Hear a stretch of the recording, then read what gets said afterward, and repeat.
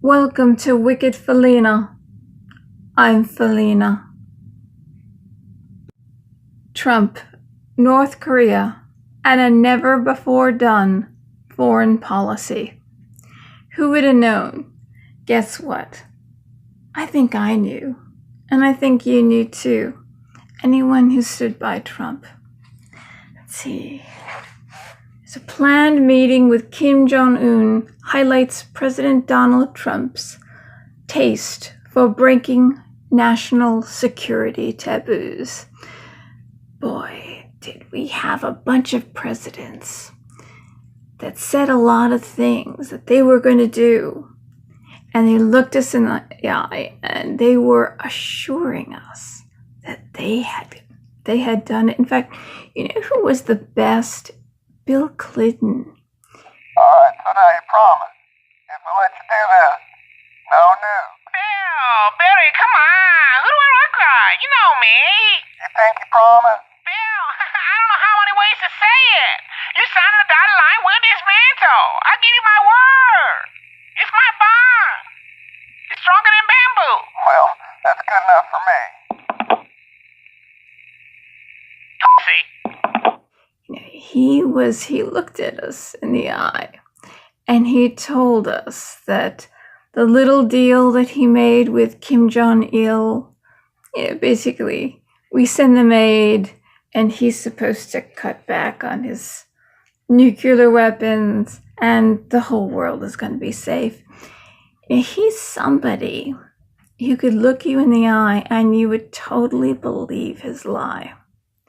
And Obama promised the same thing.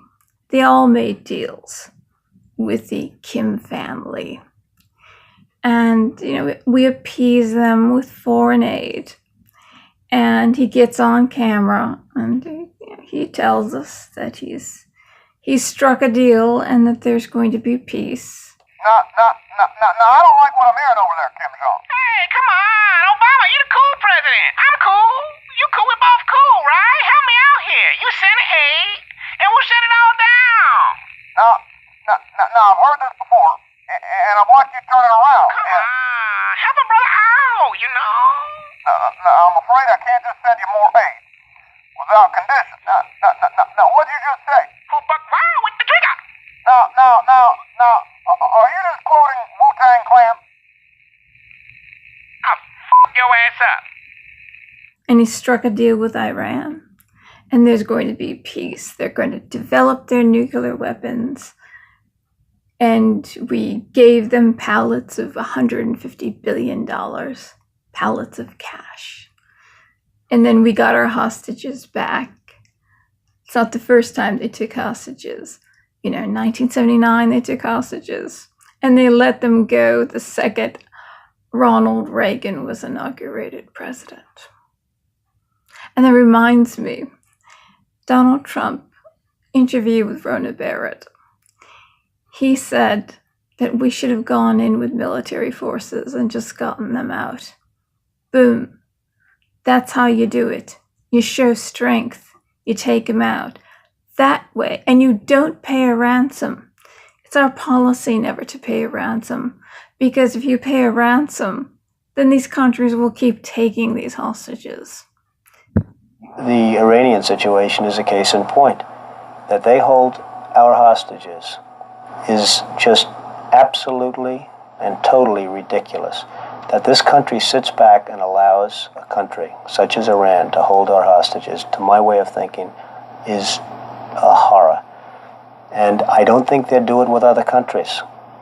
I honestly don't think they'd do it with other countries. Obviously, you're advocating that we should have gone in there with troops, etc., and brought our boys out. I absolutely feel that, yes. I don't think there's any question, and there's no question in my mind. I think right now would be an oil-rich nation, and I believe that we should have done it, and I'm very disappointed that we didn't do it, and I don't think anybody would have held us in abeyance. I don't think anybody would have been angry with us, and we had every right to do it at the time. I think we've lost the opportunity.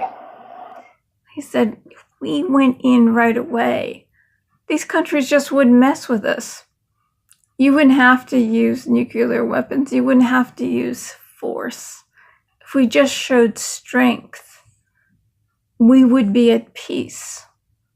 Because they say, hey, if we do this, they're going to come in full force. And we don't want that. Anyway, and he said in that interview that our country was being given away. He didn't like what was happening to America. He could see that the presidents that we had were basically selling us out. They were very weak. And selling our manufacturing plants or beginning to leave the country. Jobs were getting let. That was back in 1979. But he said one man could change it around. One man could change it around. It wasn't him that was running for president. Ronald Reagan. He didn't mention Ronald Reagan's name, but he was referring to Ronald Reagan.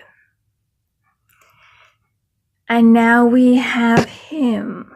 See, when a reporter asked Donald Trump last May whether he would ever meet with North Korean leader Kim Jong-un, Trump didn't flinch. If it would be appropriate for me to meet him, I would be honored to do it. Boasting that he had just made breaking news, as he always did. As he always did, never with a dud. Trump added with pride, most political people would never say that. Now,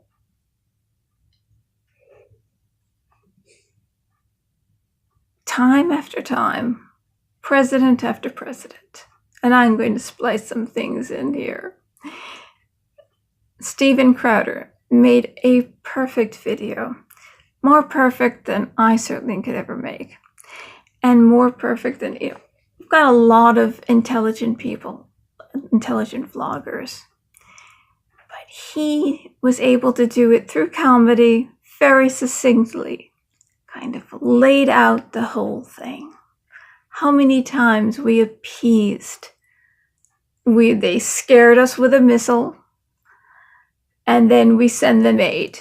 And when we send them aid, see, Christopher Hitchens was the only reporter that visited all 5 axis of evil countries.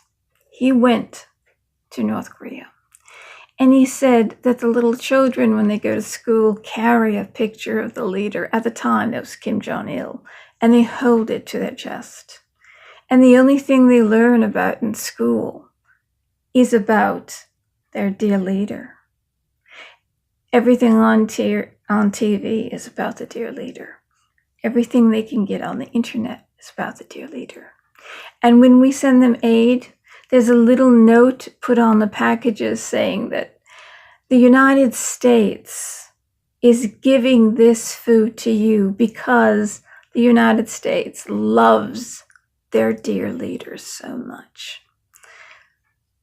The whole country is a concentration camp. They live in a prison. They've killed more people, and they've gone on much longer than Hitler ever did. Millions of people. It's why they live on top of a graveyard and it's paved over with cement. They have you can only have so many children. So if you're pregnant, they punch you in the stomach until you have a miscarriage. They feed live people to dogs. They punish you up to the 3rd generation. If 3 generations ago, somebody in your family was against the Kim regime, and I can imagine there were a lot of people, 3 generations are punished from that. Killed his own brother, killed his own uncle, assassinates people. Before you go to a sporting event, he lines them up and assassinates them. You keep people afraid and in line. His sister, that sister carrying the flowers, she's basically like Joseph Goebbels. I would ask you to go look up on Joseph Goebbels, Nazi under Hitler. And she's the minister of propaganda, and she oversaw executions. She wasn't as sweet-faced as she looked. got a heart of coal.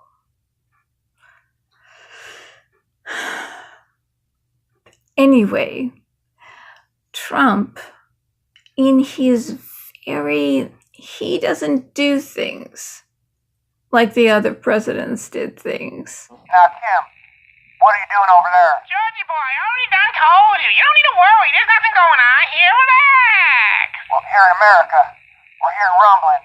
I'm telling you. Don't worry about it. Chill, man. Chill. Go enjoy Camp David or something. George, are you there? I think you're breaking up. I'm losing you. That's a shame.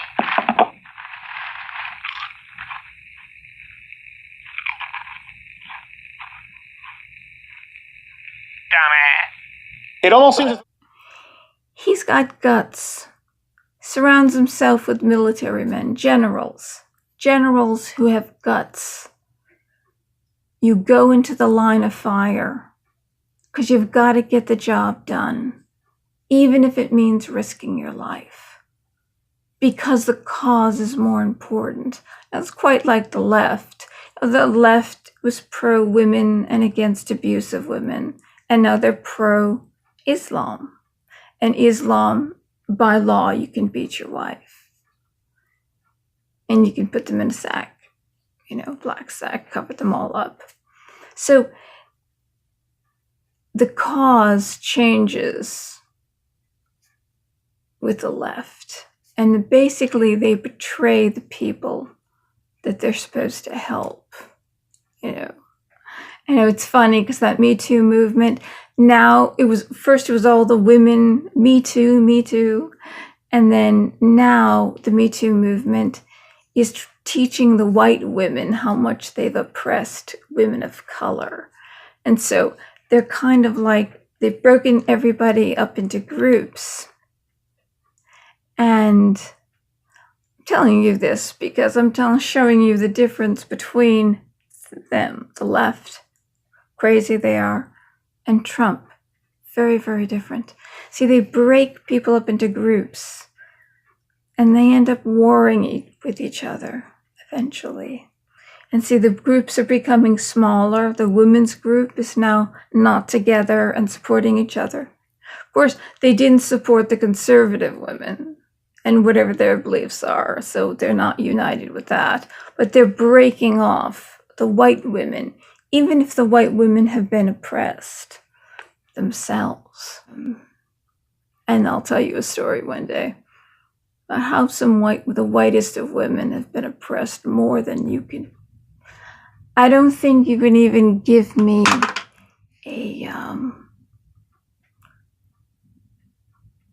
so bad. I've never heard anyone more oppressed than there's this woman in Germany by her father. Our country is breaking up into civil war, essentially, and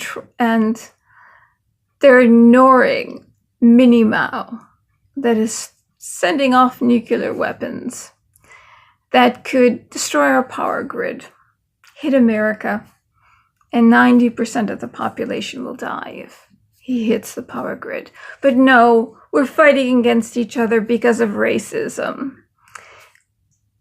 And there's racism all over the world. And there's countries that are not diverse at all whatsoever. China, Japan, India. Name them. They're all over the world.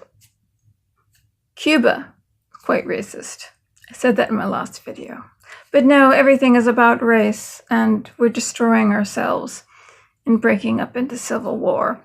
Well, Trump is actually trying to put out wars around the world. Doesn't want to get us into World War III. And that's what the left keeps claiming, that Trump wants to get us into World War III. Well, interesting. So when he accepted this invitation, it spotlighted, as it says here, it spotlighted an instinct that has defined Trump's early foreign policy. Say the things others wouldn't say do the things they didn't dare. That's Trump. I remember when he, way back in the beginning, he overnights, I woke up in the middle of the night and I turned my computer on. I wasn't sleeping. And then I turned on Stefan Malou. And he was just beside himself in grief that Trump had bombed a Syrian airport because Assad had gassed his own people. And that was it. He was off the Trump train. He had betrayed all of us. World War III was about to happen. We found out later on, Black Pigeon Speaks, we found out that, well, before the next day on the news, basically it said that planes were flying out of that airport and nobody was killed. It may have been an act of diversion because it was funny, because all the CNN, the left-wing media, started to praise him for bombing Syria. Funny. The left used to say, it was the hippies and we don't want war. The left didn't want war. They weren't the warmongers, but they've proven over time that they are. And they were so happy that he did that. He dropped the mother of all bombs, but he did kind of destroy the Taliban. Their tunnels that they were shipping arms under or arms through, and they were kind of protected there. And he kind of showed the world that he wasn't joking around. And when he said that Kim Jong-un, should he fire off a missile, he was going to be met with fire and fury that the world had never seen. He wasn't kidding. But it's peace through strength. And since this country has told the world, and all the different news reporters keep telling us how crazy he is, he's going to just push that nuclear weapon, that nuclear button thing. Like, it's not really a button, it's something that a general carries around with him wherever the president goes, but there's 5 people you have to go through. He can't just push the button. He's not going to let Trump, none of them are going to let Trump just say, I'm upset at France, and push the button, or whatever country he's upset at. It's not going to happen. It couldn't happen. But the media has done a very good job portraying him as a madman. This is a man who's dealt with people all over the world, a businessman. Obama didn't have any foreign policy experience. He was a community organizer. He was a junior senator who, instead of voting yes or no on a bill, which if he wants to be president, he has to make a decision, right or wrong. You make the decision. That's where every king and emperor and pharaoh is done over time. You make the decision, even if it's wrong. He voted present 99% of the time. He couldn't make a decision. But Trump, you see, he told us, this thing has been going on for a long time. Kim Jong-un agreeing to meet with him didn't just come out of nowhere. And it wasn't just because these tweets he's sending out that, our bombs are bigger than my bomb is bigger than your bombs, or my button's bigger than your button, and it works. Very clever. He's getting the message across. But also, the military has been working with China and Japan, and we've been moving in around the Korean peninsula. We've been working with South Korea there's a lot of stuff that's going. See, I used to work for a attorney who was a brigadier general, and he was in military intelligence. And in fact, he presided over the last war that we executed successfully, hardly killed anyone, went in, got the job done, and came out. You can think about which one that. So I do have a little, I do know him. It's somebody who can enlighten me on kind of what's going on. And stuff has been going on for a long time. Been moving in. That's why Kim Jong-un all of a sudden decided to meet with him. Because he knew that Trump wasn't just tweets. And our media, which was doing a very good job, I almost think that Trump is very smart. He wants people to think that he's a buffoon. He doesn't know what he's doing. Sending this out to the world. This guy's crazy. He could just push the button at any minute. You know, it's like, ooh, we don't know what he's going to do.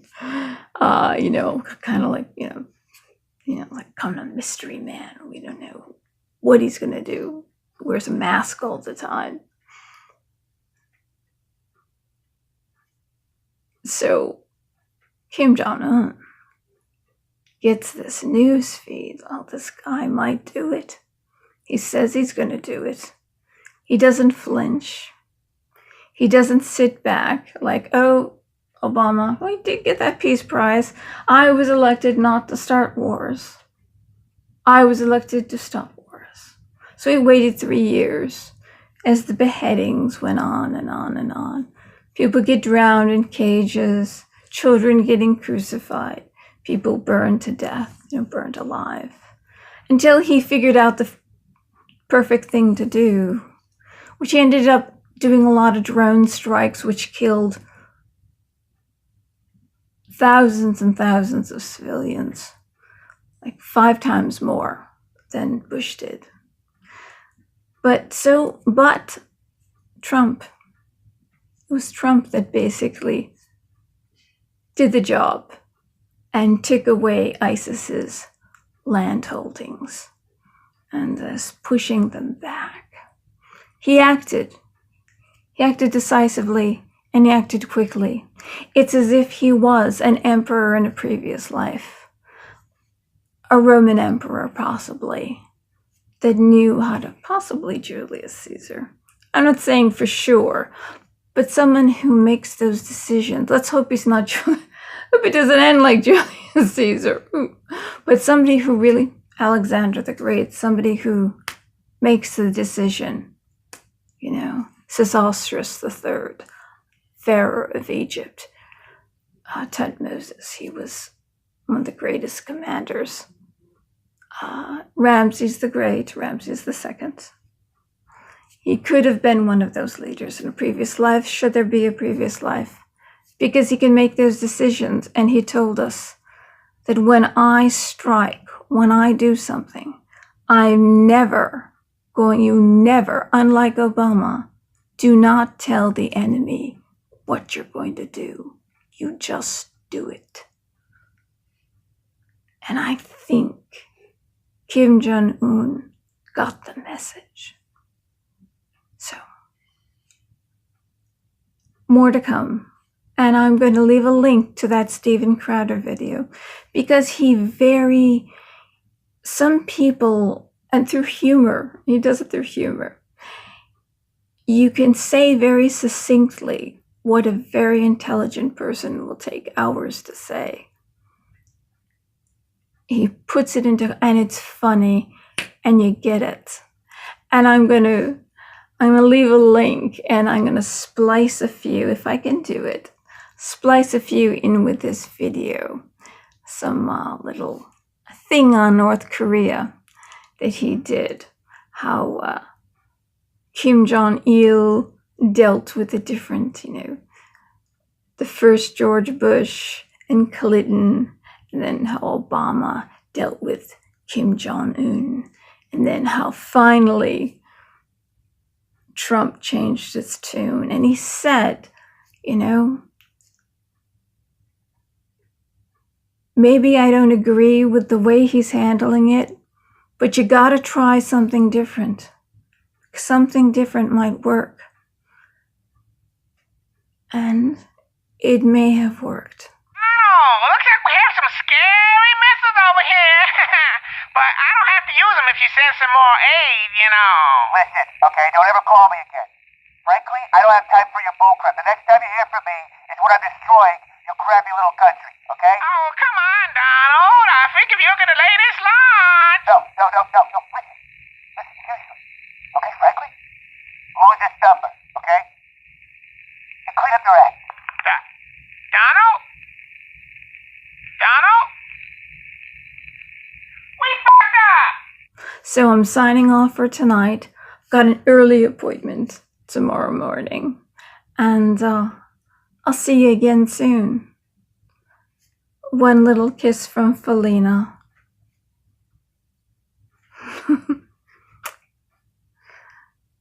Goodbye. For some people, the ultimate goal in life has been becoming the President of the United States. Would you like to be the President of the United States? I really don't believe I would, Rhona, but I would like to see somebody as the president who could do the job, and there are very capable people in this country. Most people who are capable are not running for office. Most men are frightened of politics today. It is a shame, isn't it? Yes. It is a shame. The most capable people are not necessarily running for political office, and that is a very sad commentary on the country. They had major corporations and they had this and that, but they are not running for political office. Why wouldn't someone like yourself run for political office? You have all the money that you possibly need. You've accomplished a great deal, even though you are only 34. I know there's a lot of things that you possibly can do in the years ahead. Why wouldn't you dedicate yourself to public service? Because I think it's a very mean life. I would love and I would dedicate my life to this country, but I see it as being a mean life, and I also see it as somebody with strong views and somebody with the kind of views that are maybe a little bit unpopular, which may be right, but may be unpopular, wouldn't necessarily have a chance of getting elected against somebody with no great brain but a big smile. And that's a sad commentary for the political process. Television, in a strange way, has ruined that process, hasn't it? It's hurt the process very much. I mean, the Abraham Lincolns of the world. Abraham Lincoln would probably not be electable today because of television. He was not a handsome man, and he did not smile at all.